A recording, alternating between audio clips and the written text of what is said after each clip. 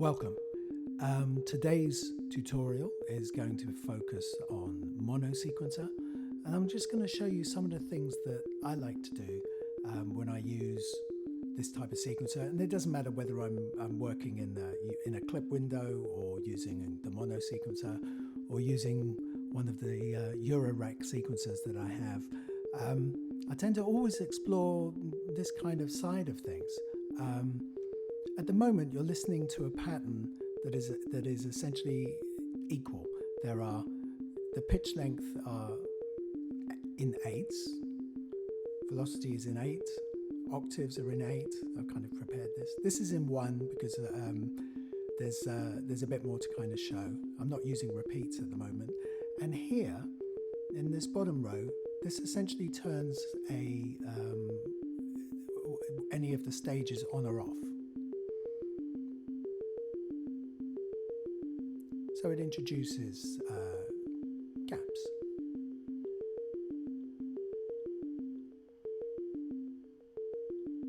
Now the thing to kind of get here is that there's no, I mean, it is essentially numbers working against each other, but it's easy to kind of go to make this into 7.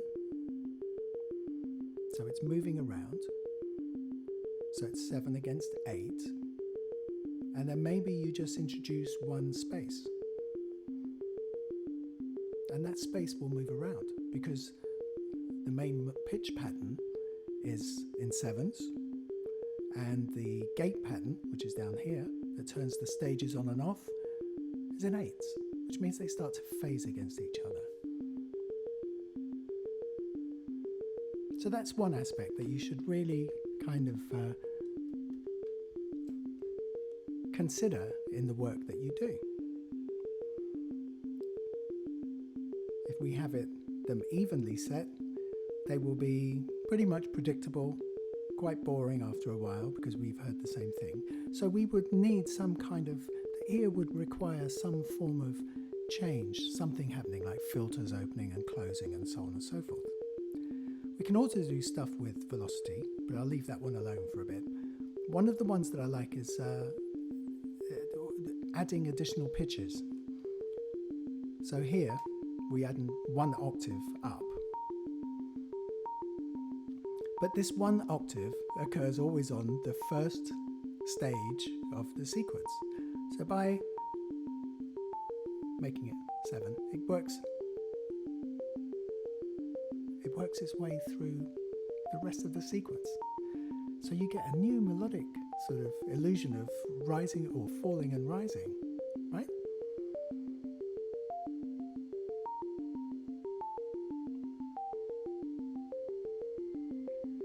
It's a brilliant change, and it's something that is really not that complicated to do.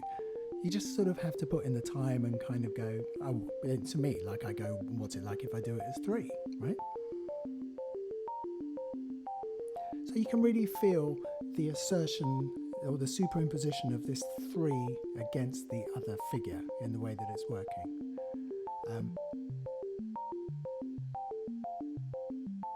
So we've got an octave up and an octave down, which I kind of like. But let me show you some other things that I like. So you can subdivide 8 into 2 equal parts, 4s, right? So we can do that. But we can also subdivide it into 3s. And we can also include the 2, which means that our octave additions will take place in this kind of 3-3-2 kind of clave feel, which is fine. Which then, of course, we can alter the gate length. So the gate is now 7, put in 1 gap somewhere.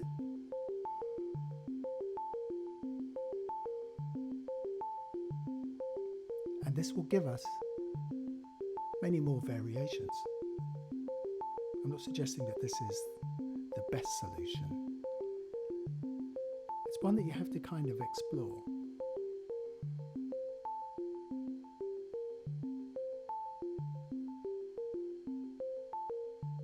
Okay, so I'm going to put these ones back in here. Now you can do the same for lots of different numbers. Let's say that we looked at 5. One of the subdivisions for 5 is 3 and 2. or 2 and 3, depending on which way round you choose to start off, right? So this gives you 5, with the additional notes being added in blocks of 2 and 3, 2, 3, adding up to 5. It's great. It gives you a really sort of quite an energetic sort of hyper. So this one is 3 and 2, and there is a subtle difference between the two of them in terms of the degree of less tension that you might feel between them both. So just basically octaves going up. Let me put it the other way around so that it's 2 and 3. And again, we can add in gaps.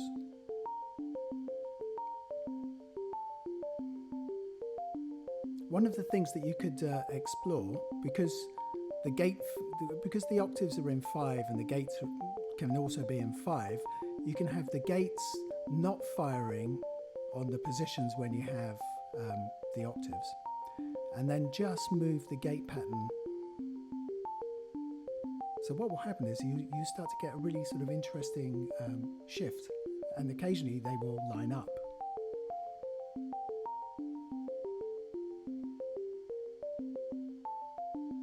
Okay. So we can do the same things with stuff like duration. So at the moment here, this duration gives you a much longer sort of sound. Here gives us a much tighter sound. So imagine what it's like if you have an alternation between short and long. So I'm going to make this one into 3s.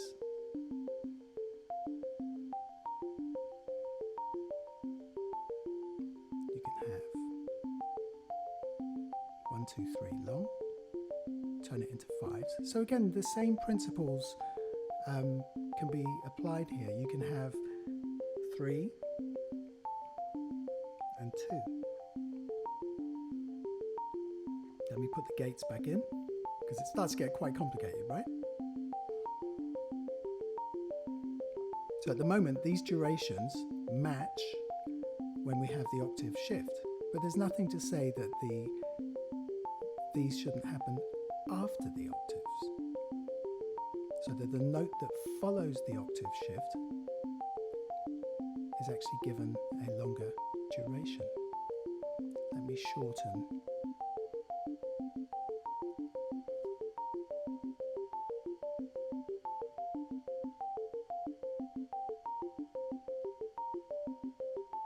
Of course, we could make the octaves 3s.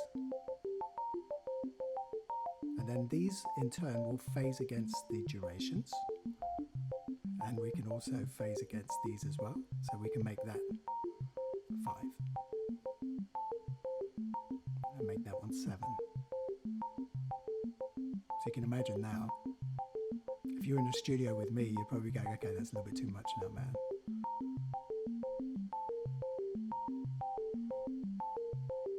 You see, the thing is that it's not really an intellectual pursuit per se.